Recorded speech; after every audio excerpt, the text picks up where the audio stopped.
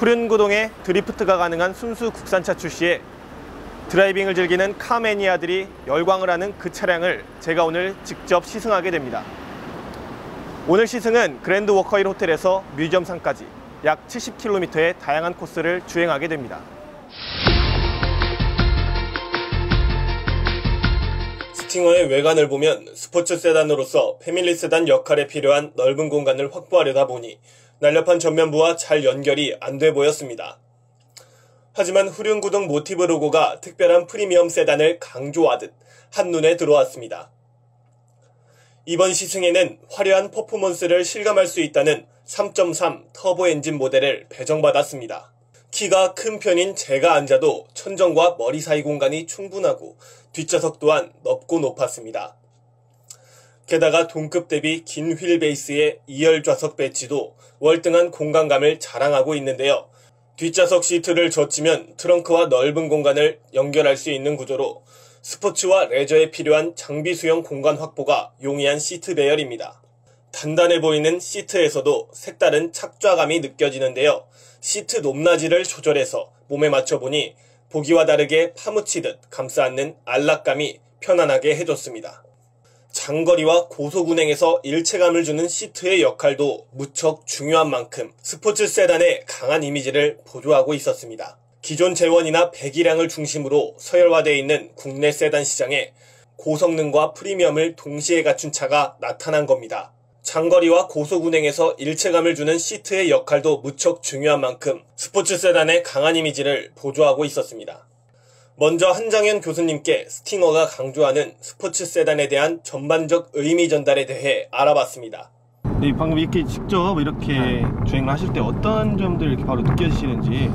일단은 뭐 맨 처음에 그 발표장에서 기아 측에서 밝혔듯이 차의 어떤 뭐 고성능이라고 하지만은 사실은 본인 스스로 이 차의 또 그 트림 이름이기도 한데 GT카라고 해서 그랜드 투어러, 다시 말하면은 이제 그냥 장거리를 편안하게 또 빠르게 이동할 수 있는 그런 차의 컨셉에 맞춘 것 같아요. 그래서 오히려 이 좀 국내 그 시내 도로 같이 노면 상태가 안 좋은 곳을 달릴 때도 보통 우리가 스포츠 세단을 탔을 때 느끼는 그런 거친 느낌은 좀 덜하고, 또 그다음에 굉장히 지금 조용하고, 그런 면에서는 그냥 일상적인 용도에 탈 수도 있겠다. 그다음에 필요할 때 가속을 할 때의 그 느낌은 물론 뭐 더블 클러치, 듀얼 클러치 모델보다는 직결감이 조금 떨어질 수도 있는데 아주 부드럽게, 그러면서도 빠른 반응을 보여서 이 8단 트랜스미션이 차의 가속감에 있어서만큼은 상당히 좀 뭐라 그럴까, 뛰어나다. 국산차 중에서 이 정도의 반응을 보여준 차는 참 찾기 힘들지 않겠는가, 이런 생각이 좀 들어요. 장거리를 편안하고 빠르게 이동하는 GT 컨셉에 중점을 뒀지만 거친 느낌 없이 조용한 승차감을 준다고 했는데요. 8단 트랜스미션의 빠른 반응 등은 그동안 국산차에서 볼 수 없었다고 했습니다. 시속 270km를 끌어올리는 파워의 산실, 발진 가속도 4.9초에 대한 당위성을 알아봤습니다. 네, 기아차에서 가장 이번에 스팅어에서 강조하고 있는 점이 이제 시속 100km까지 당도하는 시간이 4.9초밖에 걸리지 않는다. 바로 그런 가속도를 가장 강조하고 있는데요. 직접 이렇게 속도를 높이실 때 어떻게 느껴지시는지. 실제적으로 사실은 어떤 면에서는 약간 공허한 수치들도 있어요. 최고 속도 270km, 이거는 국내용은 절대 아니고, 또 그런 것처럼 가속도가 필요한 구간들이 사실은 별로 없어요. 근데 4.9초 정도의 그 발진 가속이라고 우리가 얘기하는데, 정지에서 시속 100km까지 도달 시간이 4.9초다 정도 되면은 운전자가 의도한 대로 여기서 내가 가속을 해야겠다 할 때 즉각 반응해 줄 수 있다는 수치예요. 그러니까 그 정도의 수치이기 때문에 사고 회피 같은 경우에 때로는 우리가 제동을 하거나 스티어링을 바꿔서, 그러니까 선회를 해서 피할 수도 있지만 가속을 해서 피할 수 있는 그 상황도 되는데, 그런 상황이 사실 국산차에서는 많지가 않았는데, 이번 스팅어 같은 경우에는 가속으로도 어떤 면에서는 그 사고를 회피할 수 있는 그런 그 능력을 가졌다 그럴까? 그렇게 갖췄다는 거는 분명히 아주 좋은 그 뭐랄까 시장에서의 개발이라고 볼 수 있을 것 같아요. 최고속도 270km는 별 의미가 없는 것 같아 보여도 발진 가속도 4.9초와 직결되는 원동력은 사고를 회피할 수 있는 가속도가 된다고 했습니다. 그렇다면 이런 빠른 차를 안정적으로 운전하는데 가장 중요한 스티어링 휠 반응은 어떤지 궁금했습니다. 일단 스티어링 휠은 가죽으로 이렇게 굉장히 편안한 그립감으로 이렇게 만들어졌다고 그 스팅어 기아차 쪽에서 되게 많이 강조를 하고 있잖아요. 스티어링 휠 이 조향력은 과연 어떤 식으로 느껴지나요? 솔직히 이 부분에 대해서는 그동안의 기아차뿐 아니라 국산차의 대부분이 이 스티어링, 특히 중립 부분에서의 모호성이라든가 또는 초기 반응하고 일관되게 스티어링 휠을 돌릴 때마다 일관되게 반응을 하질 않았어요. 그런 면에서 본다면 지금 많이 나아지긴 했으나 네네. 아직도 우리가 보통 뭐 약간 좀 퍼포먼스를 기대하는 그런 세계적인 그 명차들하고 본다면 아직까지도 여전히 스티어링의 중립의 부분에서의 모호성이라는 거. 네네. 그래서 뭐 긴장하게 만드는 거예요. 네. 지금 이 스티어링 반응은 국산차 중에 상중하냐? 그럼 분명히 상인데 아직 세계 탑 클래스하고 비교한다면 조금 더 하는 욕심이 좀 나요. 분명 국산차 상위 클래스임은 분명하지만 세계적인 명차 비교에서는 좀 아쉽다고 표현했는데요. 4가지 모드를 지원하는 MDPS 영향력이 아닌가 하는 생각이 들었습니다. 이게 아무래도 그럼 NDPS의 한계라고 볼 수 있는 건가요? 글쎄, MDPS의 한계라고 볼 수도 있을 거예요. 그런데 지금 MDPS 자체 세팅도 지금 현재 기본적인 구조가 칼람의 모터를 다른 게 아니라 바로 렉에 다른 아주 렉 타입이라서 조향성에 대해서는 굉장히 많이 신경을 쓴 것 같은데, 그런 기대치가 너무 커서 그런지 그렇게 봤을 때 참 중립 부분에서 다시 말하면 긴장을 하게 돼요. 직진을 하거나 약간 완만한 코너를 돌 때 스티어링을 내가 어떻게 쥐고 있어야 되나, 약간 밀어줘야 되나 하는 느낌을 많이 받아요. 아직 그럼 좀 더 안정적인 부분에서는 좀 더 신경을 쓰면서 운전을 해야 된다. 다른 외제차 탑클래스들의 외제차보다는. 다른 국산차들의 뭐라고 그럴까, 이 불안함 있잖아요. 네. 그런 거에 비하면 상당히 안정된 건 맞지만 레인키핑 어시스트 기능이 있는데 네네. 그 기능이 작동을 하나 싶을 정도로 이렇게 어떨 때는 깜빡을 분명히 틀고서 차선을 바꾸는데도 약간의 저항감 느껴지다가 바뀌어진다거나 그런 경우가 좀 있는 것 같아요. 지금 뭐 아직 고속도로 입구에 보면은 이제 공사 때문에 많이 노면도 안 좋고 한데 네네. 그런 데서 있으면 아마 옆에 타고 있어서 눈을 감고 있고 엉덩이나 이 등에 느껴지는 그 진동이나 또는 귀로 들리는 소음만 가지고 따진다면은 그냥 뭐 상당히 괜찮은 뭐랄까 쾌적한 중형차 그 정도의 느낌을 주는 걸로 봐서 어떤 면에서 이렇게 그냥 정석으로 크루징 할 때는 뭐 일반적인 우리가 보통 그냥 승용 위주의 세단하고 비교했을 때 크게 차별화를 못 느낄 정도 또 조용한 면도 있고요. 그러다가 이제 필요할 때 가속을 하게 되면 이제 가속했을 때 그 반응은 또 상당히 이 차가 퍼포먼스 세단이구나 하는 걸 느낄 수 있게 그런 느낌이 좀 있어요. 방향 지시등을 켜고 차선을 바꿨을 때 저항감이 느껴지는 것 같지만 진동이나 귀로 들리는 소음에서는 상당히 괜찮은 쾌적한 중형차의 느낌을 받았고, 가속 반응에서는 퍼포먼스 세단임을 강조한다고 했는데요. 하지만 스티어링의 감각적 전율을 느낄 수 없는 조수석 탑승자 입장에서는 잘 이해가 안 갔습니다. 네, 저는 개인적으로 정숙성을 굉장히 아까 발표에서도 그렇고 굉장히 강조를 했는데 크게 막 이렇게 정숙성이 악랄하다거나 이런 건 좀 잘 안 느껴지는 거. 바로 이제 그게 문제인데, 이 차가 원래 스팅어가 퍼포먼스 세단, 다시 말해서 이제 성능 위주의 세단이다라고 개발 컨셉을 잡고 있었기 때문에 보통 이런 성능 위주의 차 같으면 벌써 소음이나 진동이나 그러니까 우리가 흔히 얘기하는 딱딱한 승차감이라고 얘기하는 약간 불쾌한 느낌이죠. 그런 불쾌한 느낌을 이제 주는 경우가 많은데 그것에 비한다면 이 차가 갖고 있는 능력치에 비한다면 상당히 쾌적한 차다. 그러니까 쾌적하게 맘먹고 달린다면 쾌적하게 탈 수 있는 차다. 자동차를 볼 때는 두 가지로 봐야 되는데, 오늘은 뭐 나중에면 모를까, 지금까지는 내가 그냥 가격적인 보면은 배제하고 지금 그냥 기아에서 얘기한 럭셔리 퍼포먼스 세단이라는 그 컨셉에 얘가 얼마나 충실한가만 지금 오늘은 가면서 볼 거예요. 뭐 돌아오는 게 또 달라지겠죠. 여기에 이 값이면 하면 또 다시 평가가 달라질 텐데 어떻든 지금까지의 그 아까 그 발표회장에서 봤던 셰시의 만듦새라든가 이런 것들을 보면서도 굉장히 그 뭐랄까 우리만의 것이 있어 라기보다는 세계 수준이 이런데 우리도 여기까지 도달할 수 있어 라는 그런 마음가짐 가지고 개발하고 만든 차 같다는 느낌이 들어요. 디자인부터 시작해서 많은 부분에 신경을 썼는데 뭐 일단은 예전에 그 뭐 소나타 2 시절부터 현대 기아차는 개방감이란 건 되게 좀 그 재능이 있는 분야였어요. 디자인 중에서 특히.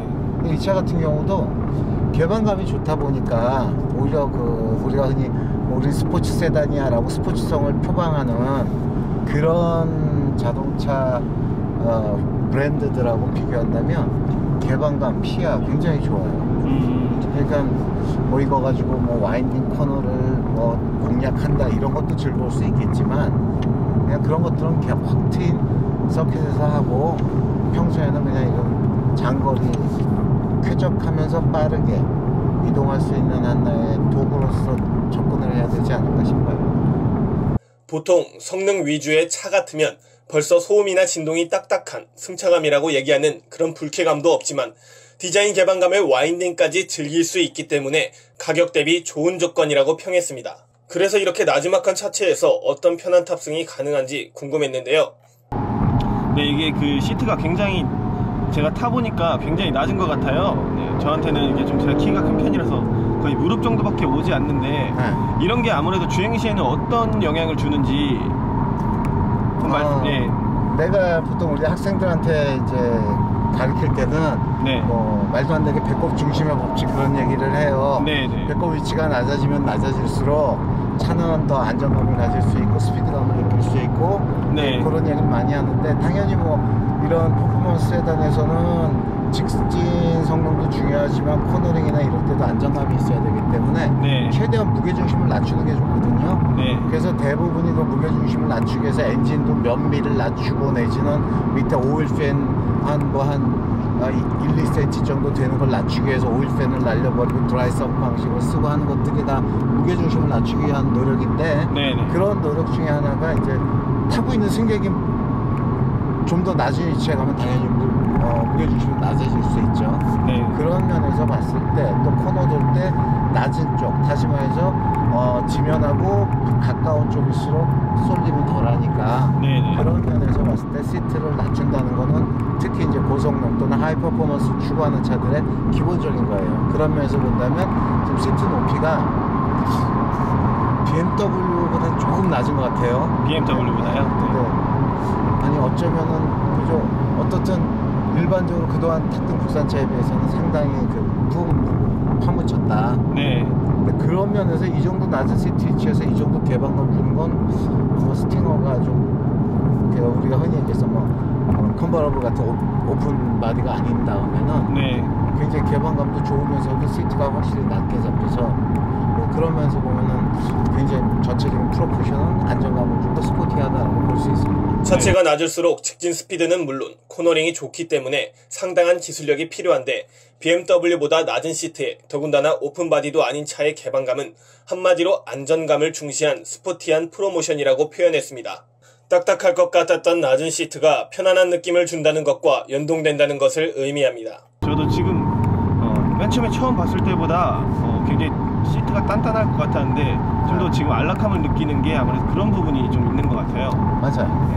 그리고 자꾸 외제차 얘기가 나와서 이제 한번 제가 말씀드린 건데 이 센터페시아 쪽에 이 세 개의 송풍구 이거는 국산차에선 잘 볼 수 없는 거지 잘 볼 수 없는 송풍구지 않나요? 글쎄 이걸 가지고 이제 좀 싫은 소리 많이 기아 쪽에 싫은 소리 하는 사람들은 뭐 벤츠 흉내냈다 어쨌다 이런 것도 하기도 해요. 근데 뭐 그거는 뭐 디자이너들도 자존심 있는데 대놓고 베끼진 않았을 거고 다만 이제 먼저 벤츠가 하다 보니까 그런데 나는 오히려 좀 아쉬운 거는 어차피 센터에다가 이렇게 세 개의 어떤 통풍을 만들었다면 이 통풍구의 형상을 좀 더 과감하게 했으면 좋을 텐데 되게 조심스럽게 했어요. 네. 그냥 조그맣게 여기 이게 송풍구구나 라는 것 정도를.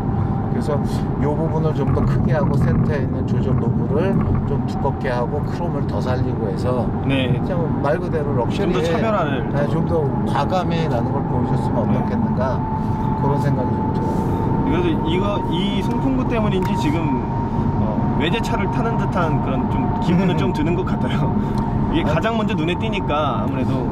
근데 내 개인적으로는 독창성의 문제를 떠나서 본다면은 네. 디자인에 관해서는 우리 국산차 특히 현대기아차들이 디자인은 굉장히 많이 앞서가 있다고 생각을 해요. 그래서 뭐 우리나라 오히려 지금 국산차가 뭐 우리가 일반적으로 뭐 외제차라고 하지만 사실은 일부 그 프리미엄급의 그런 차들하고 비교했을 때 우리 현대기아차가 결코 뒤지지 않는 부분이 바로 이런 디자인 부분이다라고 생각을 해요. 굉장히 지금 이 정도 가격대에 이렇게 뭐 알칸타라 소재도 쓰면서 이렇게까지 고급스럽게 해놓은 것, 이거는 거의 뭐 싸구려 소재 가지고 고급스럽게 만드는 이런 재능은 아우디보다도 더 나은 것 같아요. 디자인 부분을 선도하는 국산차로서 통풍구 형상을 크게 좀 더 과감하게 했다면 타사를 흉내낸다는 오해는 없었다는 얘기와 함께 아우디보다 좋다는 평가를 했습니다.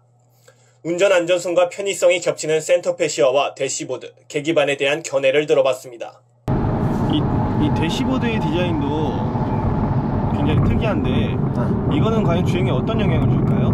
그래서 주행에 영향은 아니고 우선 인테리어는 거주성하고 그 다음에 조작성에 이제 영향을 미치기 때문에 네. 지금 여기서라면은 굳이 따진다면은 그동안보다는 이제 시트의 그 앞에 그 대시보드 엔드라인을 네. 많이 낮게 깎아서 일단은 시각적으로 사각을 많이 없애줘서 운전자 입장에서 부담이 훨씬 덜 할 거예요. 그런 뭐 면에서라면 이제 잘 다듬었다고 볼 수 있고 그것 때문에 또 차가 또 훨씬 더 커 보이게 넓은 차를 탄 느낌을 줄 수도 있어요. 네. 지금 이 계기반이 또 이렇게 가운데에는 이게 전자식으로 이렇게 나타내고 있는데 이게 운전을 할 때는 어떤 영향을 줄 수 있을까요?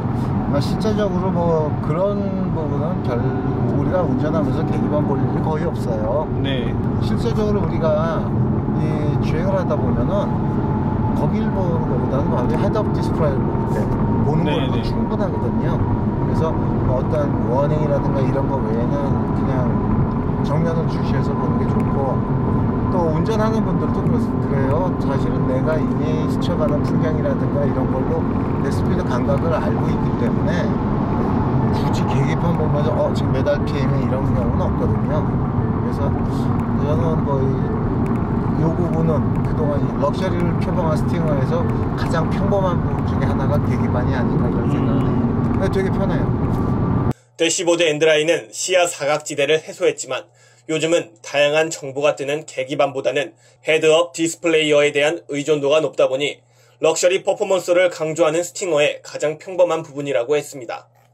저희는 지금 스포츠 모드로 주행을 하고 있지만 이 모드가 총 4가지가 있다고 하잖아요. 그 각각의 모드를 한번 이렇게 차이점을 직접 주행을 하면서 느껴보고 싶거든요. 그때마다 모드마다 엔진 음도 다르다고 하는데 어떻게 엔진 음이 달라지는지. 실제적으로 뭐 엔진 음이라는 건 엔진이 어떤 상태, 회전 상태에 따라서 배기음이 달라질 수 있는 게 엔진 음인데 사실 그렇게 하다 보면은 이제 특히나 이 퍼포먼스 세단들한테는 문제가 되는 게 운전자만을 생각하면 소음이 좀 커서 반응을 직접 느끼고 뭔가 역동감을 느끼고 싶어 하겠지만 사실 또 쾌적함을 원하는 사람 또는 주변 사람들한테는 이게 방해가 되거든요. 실제적으로 인증을 할 때도 소음 기준이 있기 때문에 그 소음 기준에 맞추면서 운전자한테 심정적으로 그걸 느끼게 해줄 수 있는 쉽게 말하면 사운드 제너레이터, 음향을 만드는 오디오를 통해서 만드는 걸 같이 첨부해서 운전자한테 이제 그걸 느끼게 만드는 거죠. 지금 이제 스포츠 모드였고요. 그 다음에 이제 컴포트 모드는 이제 최대한 편하게, 그 다음에 에코 모드는 진짜 경제성 위주예요. 그래서 급가속을 한다거나 또는 브레이킹을 했다가 보면은 8단이면 이제 쉬프트 다운이 되는 게 여간에서 안 돼요. 그냥 브레이크에서 8단 뭐 이렇게 높은 단수를 유지해서 최대한 낮은 엔진 회전수로 같은 속도를 갖출 수 있게 그러니까 차가 더 훨씬 더 경제적으로 기름을 아끼는 모드고요. 그 다음에 이제 스마트 모드는 뭐죠? 스마트 모드는 이제 주행 이 상황을 얘가 학습을 해서 이 상황에서는 좀 더 빠른 반응이 필요할 때 빠른 반응을 한다고 그러는데 네네. 그렇다고 우리가 알고 있는 스마트한 만큼 스마트하지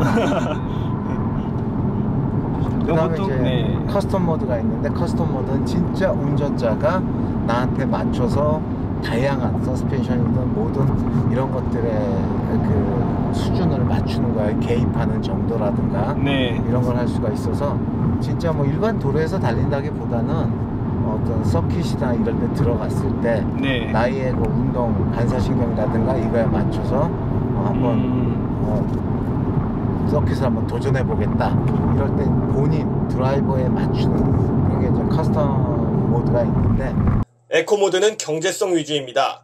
급가속을 했다거나 브레이킹을 했다가 8단에서 쉬프트 다운 되는 게 여간에서는 안 되는 게 에코 모드지만 반응은 괜찮다고 합니다. 서킷에서는 커스텀 모드 활용 가치가 크다고 해 단순한 제 의향을 반문해봤습니다. 일반 차량 운전자들은 이 커스텀 모드는 잘 사용하기가 불편하겠네요. 아니 아마 자기 재미로 다 할 수도 있겠죠. 그렇고 예를 들어서 스포츠 모드가 난 다 전반적으로 좋은데 좀 서스펜션이 좀 물렁거려. 그럼 서스펜션 댐핑 압력을 한번 높일까? 그럴 때 이제 커스텀 모드에서 세팅을 할 수가 있다는 거죠. 또 조절이 가능한 개인적으로. 어떤 면에서 지금 오늘 우리가 시승하는 이 시승 코스에서는 그냥 GT 카로서 정도 스포츠카 차가 어떤 스포츠 드라이빙에 적합할까는 우리 지금 이 도로에서는 뭐 법규상으로도 안 되고 그런 거고 전반적으로 여태까지의 그 다변화된 우리 이 트랜스미션 경우에 지금 이 스팅어처럼 반응이 빠른 거 특히 시프트 다운해서 이렇게 빠른 반응은 국산차 중에 처음이 아닐까 싶어요. 스팅어처럼 시프트 다운 반응이 빠른 건 국산차에서도 처음이 아닌가 싶다면서 국내 도로에서는 안 되지만 스포츠 드라이빙의 가치도 충분히 즐길 수 있다고 했습니다. 그러면서 뛰어난 착지력과 조향 안정성을 과신해 보이는 코너링을 반복하면서 뒷좌석 승차 소감을 물었는데요. 내가 지금 일부러 지금 90km인가 브레이킹 안 하고 그냥 가는 거거든요. 이 정도면 굉장히 안정감이 있어요. 여기서 지금 브레이크 안 밟아요. 100km 넘었어.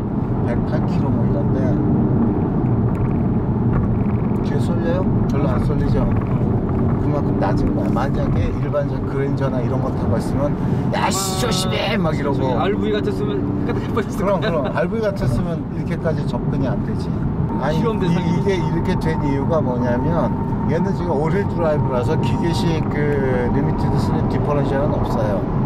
대신에 얘는 이제 토크 벡터링 기능이 들어가 있는데 토크 벡터링이 잡아주는 거야. 그래서 사실은 이 정도 완만한 코너링 뭐 북도길 뭐 저 미시령길처럼 이런 데서는 모르겠는데 이런 완만한 데서는 단일적으로 같은 각으로 들어갔다 나왔다는 거 평상 그냥 내가 한 60km 달린다 하는 느낌으로 똑같이 그냥 110, 120에서 느껴진다. 시속 108km 속도의 급선회를 안정적으로 유지시켜주는 토크 벡터링 기능이 들어가 있기 때문에 120km 속도에서 60km 정도의 쏠림 감각으로 낮춘다고 했습니다. 마지막으로 섬세한 부분을 하나하나 짚어보고 뛰어난 디자인 기술을 못 받쳐주는 오게티를 지적했습니다.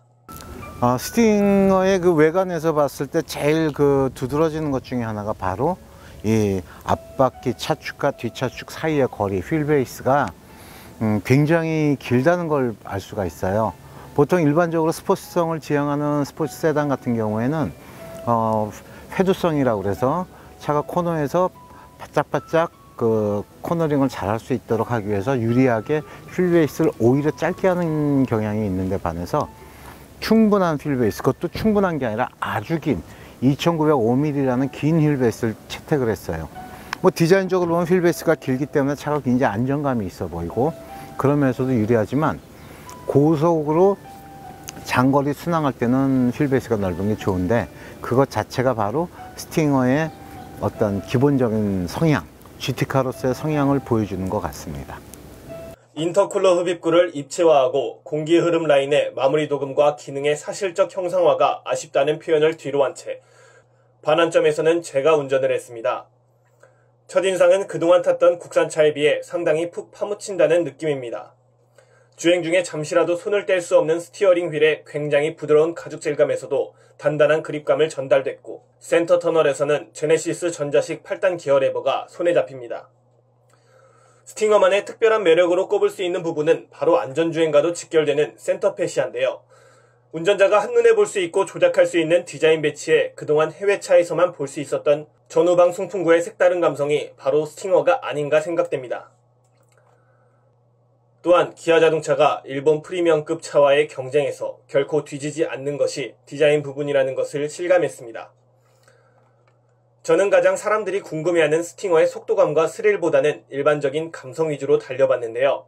순식간에 100km 이상 도달하는 속도감은 국산차 중에서 단연코 압도적인 주행 성능을 자랑하는 다이내믹한 퍼포먼스라고 할 수 있었고, 놀라운 제동 성능으로 추돌 위험을 모면하는 경험도 했습니다. 또한 고속에서도 꽤 안정적인 조향 능력을 보여줬는데요. 고속 코너링 안정성은 깊은 인상을 주었고, 다양한 속도 변화를 받쳐주는 동력과 정숙성은 동급 대비 최고 수준이라 할 수 있었습니다. 스티어링 반응은 국산차 중에서는 최상급이지만 세계 탑 클래스와 비교한다면 조금 더하는 욕심이 된다는 한 교수님 얘기도 이해가 갔는데요. 기본적으로 적용된 헤드업 디스플레이와 차량 충돌 경보음 같은 다양한 안전보조 장치 또한 미숙한 운전자의 운전 실력을 배려한 것으로 보입니다. 승용 세단처럼 조용하다 발진하는 가속 반응에 이 차가 퍼포먼스 세단이구나 하고 생각을 할 수 있게 하는 차입니다. 뛰어난 속도감과 주행 성능은 국내 차량 기술의 진일보를 보여줬습니다. 여기에 가장 합리적인 가격대는 가장 큰 장점이라고 할 수 있는데요. 다만 국내 최초의 럭셔리 퍼포먼스 세단임에도 종주국의 유수 프리미엄 세단과의 비교해서